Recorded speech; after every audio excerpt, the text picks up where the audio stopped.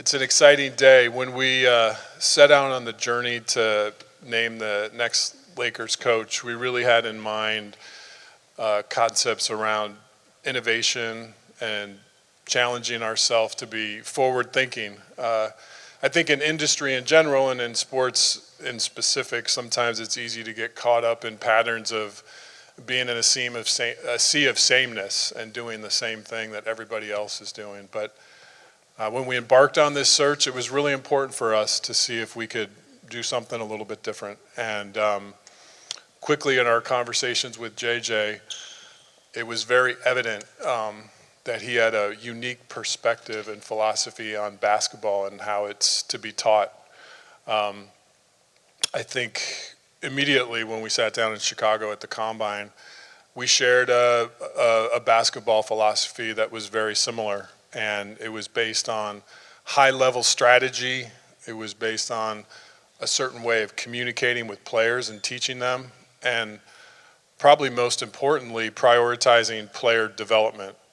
For people in the room that study this new cap system that we're now under in the NBA, there's a hard system with first and second apron, and I could get into all the details, but at the core of that is going to be the importance of a great franchise like the Lakers modernizing and leaning into developing our young players and building that. And with players here like Max Christie and Jalen Hood-Schifino and Austin Reeves and Rui and on, it became evident that one of JJ's passions was bringing some of the incredible things he's done in basketball thinking and in basketball content to player development as we build out that. And I think that's going to be something that's really exciting for our fans to see, is how we take a new and unique approach of Lakers excellence with player development and combining that with high-level strategy and high-level attention to detail on the basketball court with how we play, with how we're organized, how we compete, and ultimately how we win. So a very, very proud moment for us today to introduce JJ Redick as our new head coach. Thank you. Thank you. Rob, I appreciate it. This process has been surreal, to say the least. One of the things that kept coming up during the process with Rob, we kept talking about the word gratitude. And I think that's where I'll start, is just feeling so grateful for Rob, Jeannie, the entire Lakers organization for entrusting me in this position. And I take this responsibility very seriously. I have never coached in the NBA before. I don't know if you guys have heard that. My motivations for doing this, it starts with a very simple foundation of service. I think about the greatest moments, especially towards the end of my career, was about helping players. And so it starts with the desire to serve players, to serve the Lakers organization, to serve our fans. It's also about competition and performance, collaboration, leadership. These are the things that drive me. And they will all be important as I build out my staff, as we think about the people we want to draft and get in free agency, and as we think about player development. It's all about those things. When I think about the NBA today, the game is evolving, and it's evolving fast. And one of the things in coaching that I think you have to be is adaptable. You have to be adaptable to your roster. You have to be adaptable in game planning against your opponent. And that's one of the things I really will strive to be. Lastly, I just want to say, sitting in this seat, I know what the expectations are. Lakers fans have some of the most passionate fans around the world, and the expectation is a championship. And so it's my job, it's our staff's job, it's Rob's job, it's all of us to deliver a championship caliber team. That's what I signed up for.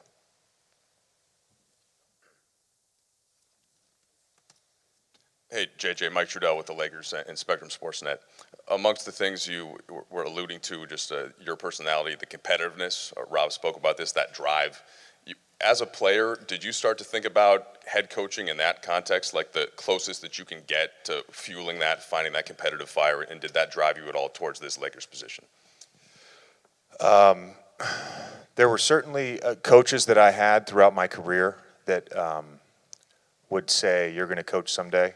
Doc was probably the first one that did that. But it was really when I was in Dallas at the end of my career, and I was hurt for most of those 2.5 months. I didn't play a lot.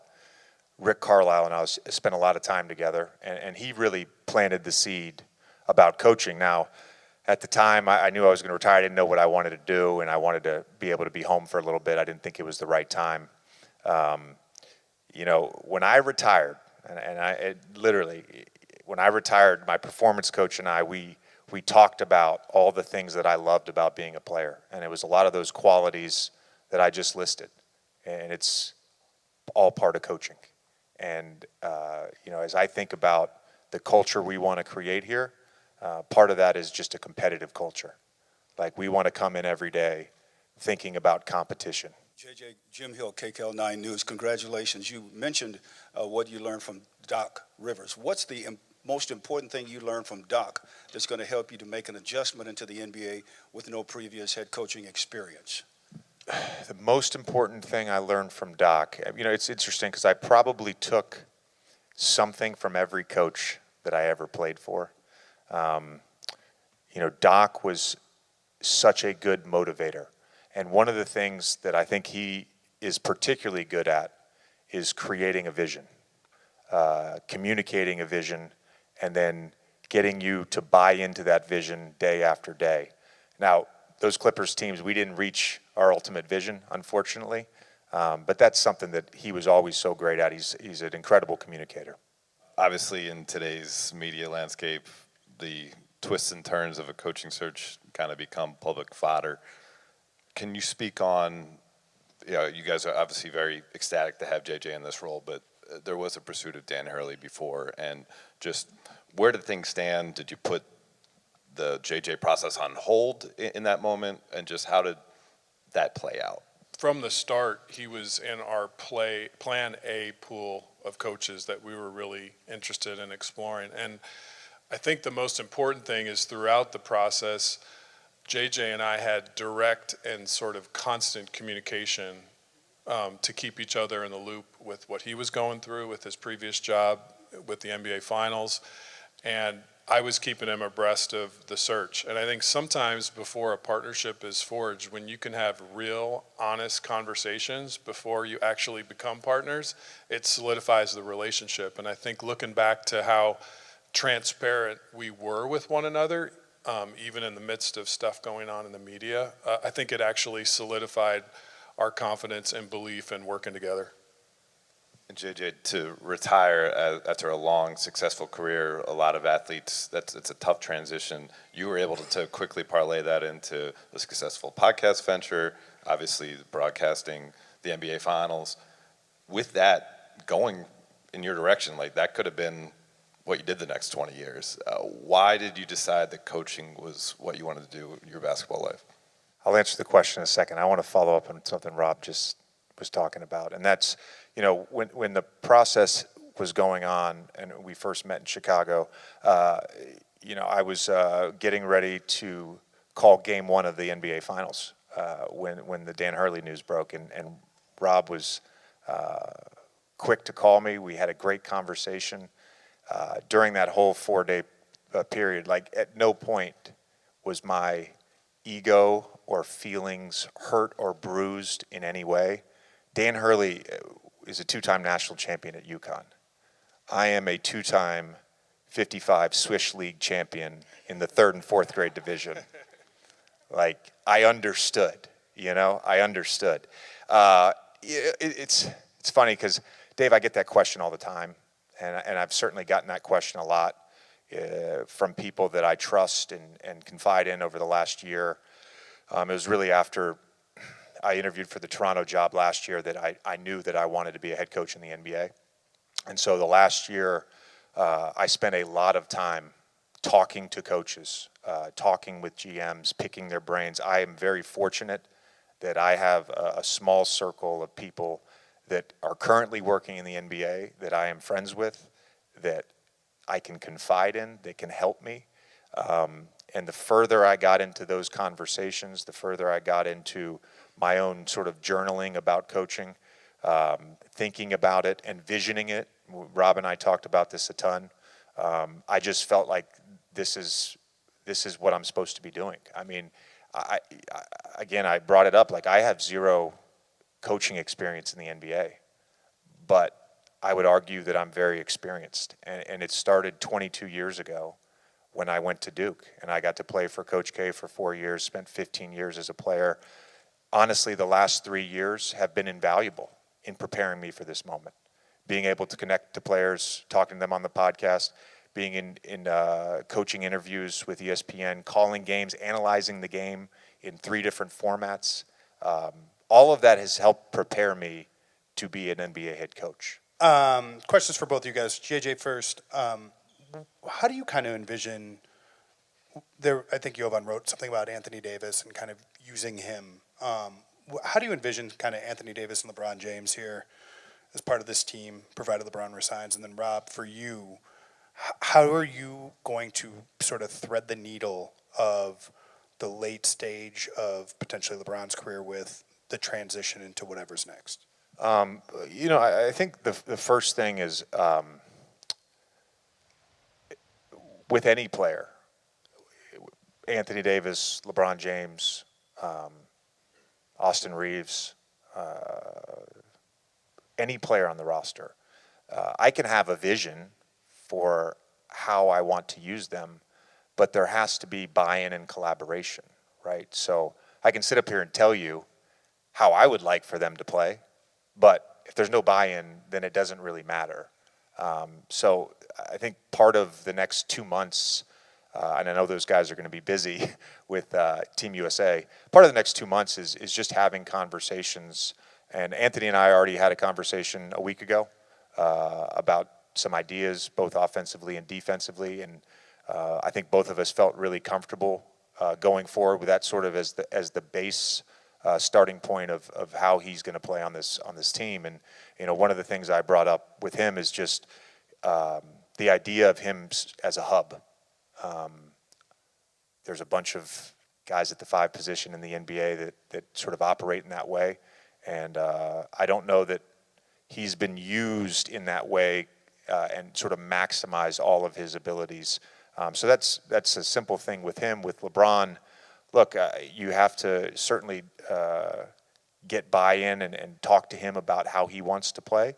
Him and I have joked about this, but like he shot over 40% from 3 this year. Like I want him shooting threes. He's going to have his 3 or 4 bursts every game where he gets out in transition and does things that no one at his age should ever be able to do, but he does it. It's really just figuring out in the half court, putting him in different spots, both as a scorer and a facilitator. That'll be part of the conversation over the next couple months. Yeah, I think first we want to respect and honor LeBron's ability on June 29th to make a decision about his contract. He has a player option, as we all know. So definitely we'll give him that time to go through that decision. But I will say if he does return to the Lakers, the proof of concept in having 2 all-pro players as the core pieces of your team has worked for us to the highest level, of course, in 2020. But if those 2 players are at the core of what you're building, we like our chances. And of course, we'll continue to have conversations as we approach free agency here in the next week or so of how we want to tweak or make roster changes to put ourselves in a competitive position built around those 2 players. First, for JJ, how have you gone about preparing for this position, especially kind of through the interview process, and then how have you gone about developing your coaching philosophies? Again, it goes back to sort of how I answered Dave's question. Some of my coaching philosophies lie in the different roles I've had post-retirement.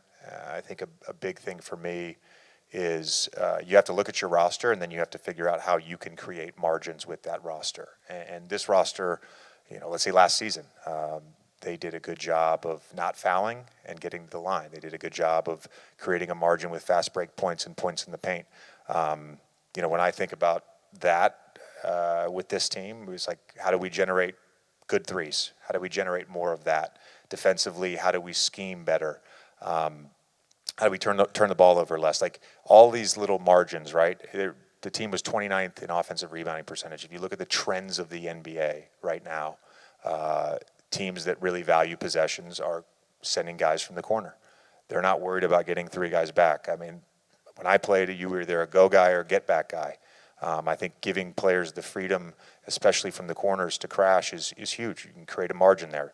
That all came from just analyzing the game over the last 3 years. Philosophically, culturally, again, those are all based on experiences. When I think about culture, the foundation of it has to be competition. There has to be joy in it, though. Like the pursuit of greatness can't be miserable. Every day that somebody walks in this building, they have to enjoy it. I think part of being a coach, right, is like, can I maximize each player? That helps maximize the group. And does everybody in the building, not just the players and staff, does everybody in the building enjoy coming to work every day? That's sort of on me to create that culture. And then one for Rob. As of Wednesday, you guys will have access to your 3 first-round picks. Have you thought, or I guess what can you share about how you potentially might use those? Are you thinking maybe something bigger move, a couple smaller moves? How are you thinking about building the roster over the next week or so? Yeah, I think JJ hit it on the head when he said our goal is to build a team that compete for championships. Whether that's in the short term or the long term, we always have to balance those two things. And I do think in this system, as I opened, some of the trades are more difficult, especially if you have a second apron team and a first apron team. There's a chance we'll be in the first apron. The trades are less prevalent than they used to be. So will we look for trades that help us become a better team? Absolutely. Are those trades, did they have the same probability that they did under the old system? No, it is a different system. So we've got to be mindful and thoughtful around that. And I do think, as I stated at the beginning, part of the road to a really, really good team, and you can look around the landscape of the league right now with many young teams doing really, really well, is going to be lean hard into that player development piece. And of course, part of that is drafting the right way. We've had a great track record here of drafting good players and developing them. And we're going to continue on that path as well. So that's not a yes or a no. If the perfect trade comes along and we can use picks to make it and win a championship, yeah, we'll do it. Is that trade going to be there? I don't know. It's harder in this system to find perfect trades. Kobe Price, Southern California News Group. Got one for both of you guys. But first, JJ, kind of a two-parter. Do you plan on coaching in both summer leagues? And how is the process of putting together a coaching staff come so far? Are there any names you can, tell us that you're targeting or bringing on? No names for you. We've certainly discussed the names, but no names for you yet. Yeah. Summer League is certainly on the table. We have talked about this. There's a few factors, and we'll just sort of make the decision at the time. But I'll be heavily involved in Las Vegas. Our understanding, at least right now, is we'll still be doing a lot of free agency work here during that first part in Sacramento. Yeah, just on the names question, Kobe, we've already started a very collaborative dialogue around how to build out JJ's bench, and clearly leaning into that experience with the front of the bench coaches and finding hopefully a couple guys that are former head coaches, I think is going to set JJ up for support. And at the end of the day, that's what we're most interested in doing, is make sure we help him select and build a staff that sets him and the team up for success. And that's beginning today on the first day of his job. And then, Rob, one for you specifically. Obviously, JJ and LeBron, they have had a podcast going since March. Even if it wasn't direct conversations with LeBron, how, if it did that podcast factor into the process of the interview and all of it? I think at the core of a really good NBA head coach, one of the core necessities, especially with today's player, is communication. And I think JJ's one of the best basketball communicators out there, period, hard stop. Anyone that's paid attention to what he's done and built and his interaction with players and coaches and executives, he's special at that. In terms of the involvement with our captains with this coaching search and the coaching process, I think, you're asking a question about LeBron. He was very supportive of our organization in this process. And that's a different word, and I want to be mindful of the word, than involved. So I would say it again. LeBron was very supportive of us and our process, but chose not to be heavily involved, and we respected that. Anthony Davis, our other captain, chose to be very involved and was very involved. I talked to him throughout the process and got a lot of help and wisdom from him, and he was very excited for today. Melissa Rowland, Fox Sports. This is a two-parter too. Rob, I'm going to begin with you. JJ just broke the news that he's never had any NBA head coaching experience. Considering that, what was it during the interview process that he did or said that made you feel excited to go this route? Yeah, I think NBA head coaching experience and NBA experience aren't mutually exclusive things. I think JJ has an amazing amount of NBA experience that's going to make him a great NBA coach. And he talked about it already, whether it's coming up being sort of mentored and tutored by a Hall of Fame coach and Mike Krzyzewski, whether it's the Hall of Fame coaches he played for throughout his career, whether it's the conversations with numerous all-stars that are high IQ players that he could share basketball and strategy with. It was just really important to us as we made this hire to find a head coach that could sit across the table from some of the smartest and best players in the world. This is the stage for those players to be able to relate to, coach, hold them accountable, lead them, inspire them. And we felt like JJ was very unique in holding all those qualities to do that, and we're very confident in that.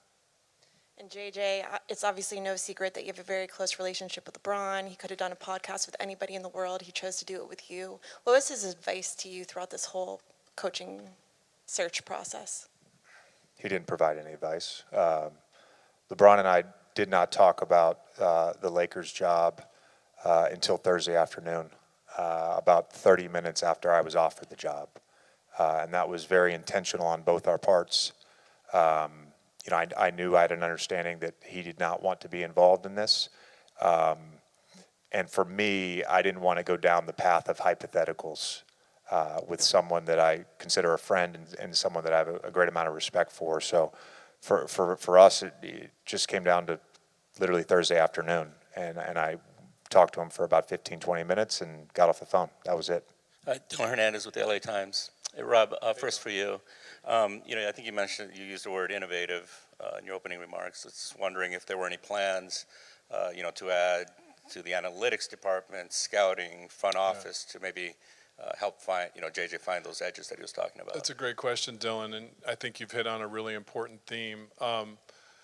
JJ and I have had some really robust conversations around innovation and sort of even gamifying player development. If you think about a 20-year-old basketball player today and maybe a 20-year-old basketball player, 10, 15, 20 years ago, the modiums of learning are completely different. I mean, we all probably, some of us have kids, we have nephews, nieces. Kids and athletes are learning in new and innovative ways. So we've talked about how do we translate Coach Redick's offensive system to an app-based or a phone-based deliverable where players can be buying into a philosophy and learning it in a way that meets today's young player.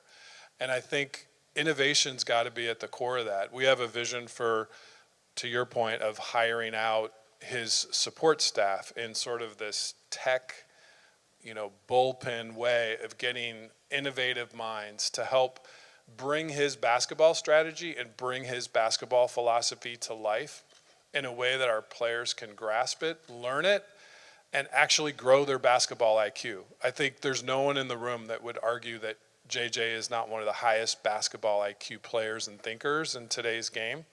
How do we now take that and deliver it to our players? That's our goal here, and something we're really, really excited about. You mentioned in your opening statement that this expectation here is championship, and that is what you signed up for. Lofty goals, obviously. How do you manage those expectations, and do you think that they are reasonable expectations in the short term? To answer the second part first, yes. I think they're reasonable. I don't look at the current roster as being that far off from a championship caliber team. In terms of managing expectations, I think in life you just got to embrace things. You know, you just really have to embrace things. You don't run from it. If you need to talk about it, you talk about it. You know, there's not a player. I never played with players in the NBA who were like, you know what, this year's not the year. I don't think we can win a championship. Now, the expectations here are certainly different, and as we sort of build out the culture, one of the things, and Rob and I have talked about this, you have to let go of outcomes. You just do. It has to be about the enjoyment and embracing the process.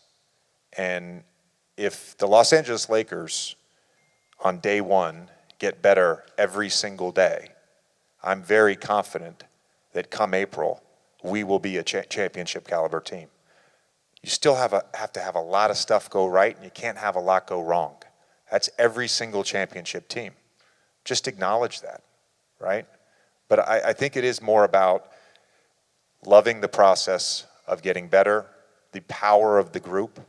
If you look at the NBA now, and Rob is talking about the second apron, look, if you look at the NBA right now, the group matters more than ever. You certainly need the stars, but the group matters more than ever. You need 6, 7, 8 guys who can play minutes deep into the playoffs. The Boston Celtics, the Dallas Mavericks, the Pacers, the Timberwolves. It wasn't about the individual. It was about the group. When it comes to accountability, what do you think that looks like when you're managing LeBron, AD, and the rest of the roster? I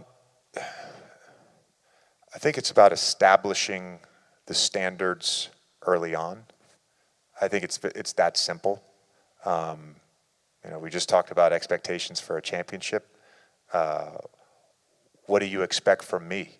What do I expect from you? Let's have that dialogue. Let's establish what the standards are day to day. It's as simple as that.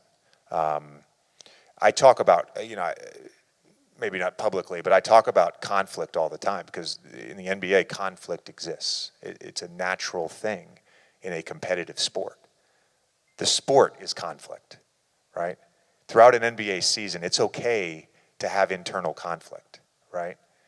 I think you have to go about confronting those conflicts and holding people accountable, right? Confrontation to me is about conflict resolution, conflict avoidance, and being direct, being open. That's how you have to do it. But it starts with just a very simple baseline standard of what we're expecting of each other. JJ, Ramona Shelburne, ESPN. You mentioned something earlier that kind of caught my ear, and how you journaled about coaching. I think that's interesting, is journaling, right? Is how you get to there. And I was wondering, what did you write down? Where did you get to this place where this is the job that you wanted, right? I mean, you could have had another job a couple times ago. You've interviewed for other ones. You could have waited and stayed a bit on our side of the business for a while, but you chose the Lakers. So what was it about this job, and how did you get to that process? This job was about the Lakers. This job was about the Lakers. And it was about LeBron James, Anthony Davis, two of the greatest players ever. I've been able to do some incredible things in my life. I really have. I mean, Rob knows this. Like Monday night, I called Game 5 of the NBA Finals. Thursday, I'm in Cameron. One of my sons is playing at Duke camp in the practice facility. The other son is in Cameron Indoor Stadium. And I'm on the phone with Rob and Jeannie committing to this job in the Duke Hall of Fame room. I've gotten to do some amazing stuff in my life, right? This might be the best. And when I think about like this job in particular, it's not just about getting the job. What I wanted to do was do the job.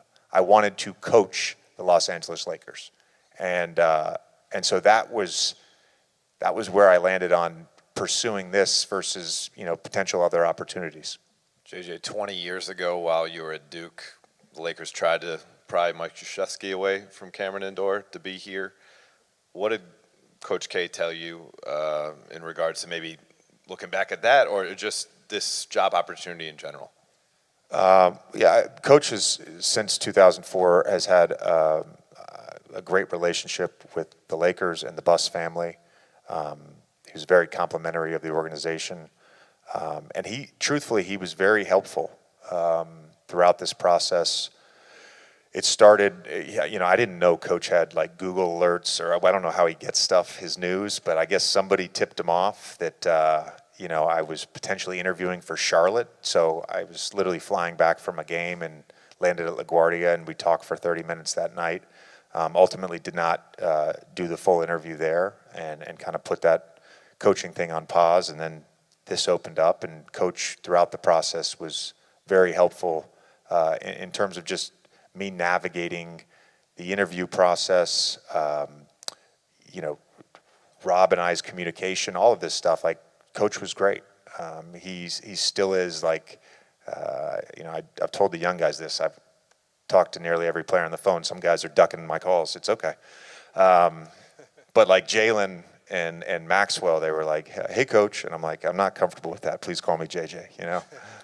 There's one person in my life that I played for that I call Coach, and that's Coach K. Like he's still that to me. I think this it's relevant to this discussion. You were one of the first players to have a podcast while he was active. What's going to happen with Mind the Game? You're going to be the first coach to have a podcast while he's active? No, I am, for the time being, and hopefully it's a very, very long time, I am excommunicated from the content space. So there would be no podcast. We'll do something when I have a breather from what we have coming up. I'm going to be drinking out of a fire hose for the next month. But at some point, we'll just do something for all the people that listened, and we'll have a small little video. But I'm done with podcasting for now. You guys keep talking about culture. What does that mean, and how do you go about putting that in place? What becomes immediately impactful when you get to spend time with JJ is he has a obsession about winning and an obsession about excellence.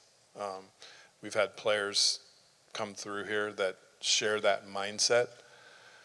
But I think the two things that come to mind in terms of culture are mixing the service component that JJ talked about at the beginning. His job, my job, is not to be out in front as much as it is to be behind the players, supporting them to be great and providing all the resources, the coaching, the mentoring for them to be great. And then just obsessing about the details to get to a place of excellence and to get to a place of winning. I think that combination of those two divergent things is really important to our championship culture here. I'll be very simple in my answer. Like, to me, culture is very simply two things. It's how a group interacts with each other, and it's the things that a group prioritizes. And so as the head coach and as the GM, like, along with the players, we have to determine how we're going to interact with each other and what we prioritize. And it's all those things we talked about. JJ, what are you most curious to learn about just the process and art of coaching, like as you go through this year? My first challenge. No, it's interesting because I have, going back the last year, I've always been a visual person. As a player, I relied on visualization. In a workout in high school, I had a free period, and on game days, I would walk through the gym, and I would look at certain spots on the floor, and I would visualize coming off screens and where the defense would be, and the angle which I shot the ball, the arc on the ball, and I've visualized every scenario. For the last year, that's what I've done in terms of coaching. And the fun part, I think, for me is just going to be actually having that become reality and learning. I consider myself to be someone who has a high level of curiosity and a love of learning. I'm not going to be perfect. I know that, right? The pursuit of perfection, which I've tried my whole life, I've recognized you're never going to get there. So giving myself a little bit of grace is going to be important. I'm not expecting grace from any of you. I don't expect that. It's fine. No, I really don't. I don't. But giving myself a little bit of that is going to be important. If there's like a specific thing, I mean, it's very simply, what is the feeling going to be like walking out for your first regular season game and sitting there and putting your hand over your heart for the national anthem? What is that feeling going to be like? What misconceptions or concerns about you that you've heard in the last few weeks are you the most looking forward to dispelling? It's a valid question, and I've certainly heard everything. It's been a really interesting 6 weeks or so, just in terms of being part of the engagement farming industry. It's been really interesting. However, I don't really have a great answer for your question because I really don't give a fuck. Like, honestly, I want to coach the Lakers. I want to coach the team. I don't want to dispel anything. I don't. I want to become a great coach in the NBA, and I want to win championships, and I want my players to maximize their careers. That's all I fucking care about. Hey, Coach. Timothy Parker, Spectrum Networks, Los Angeles. I talked to Ryan Hollins about you. He said you were very meticulous in your preparation and said you had one of the most cleanest lockers, too. How does that translate into being a head coach, from a player to a head coach, that same meticulousness? Yeah, look, I'm sure there are coaches that have a certain level of OCD like me that have been super successful. I'm sure there's coaches that are messy that have been successful. I don't think there's like a perfect sort of personality to be a coach. I have to be me, though. You know what I mean by that? Like, I have to be me. For me to be a good head coach, I just have to be me. I trust in who I am. I know what my weaknesses are. I don't know all my blind spots as a head coach, let's be honest. I don't, because I haven't done it yet. I know what my strengths are. Like, I'm confident in myself and who I am. And if the OCD helps at all, great. It'd be fantastic. I would love it if I could walk in the coach's locker room and everybody's just as dialed in as I am with just how compartmentalized their locker is, but it's okay if it's not that way. Coach, what's your priority as far as developing and evaluating talent at the G League level? Yeah, we definitely talked about that during the process, and I think one of the things that we discussed different hypotheticals, of course. One of the things that we discussed is like, what is the vision for how we're trying to play? And so a big part of evaluating players in the G League, second round picks, undrafted players, whatever, guys on the summer league roster, all of that thing is like, can they fit with who we're trying to be? And so, I'll just be honest with you. A big thing for me is like, you need two-way players. You need guys that can guard to be a championship level team. So there's going to be an emphasis on that whenever I evaluate anyone that we're looking to sort of bring up on one of those last roster spots.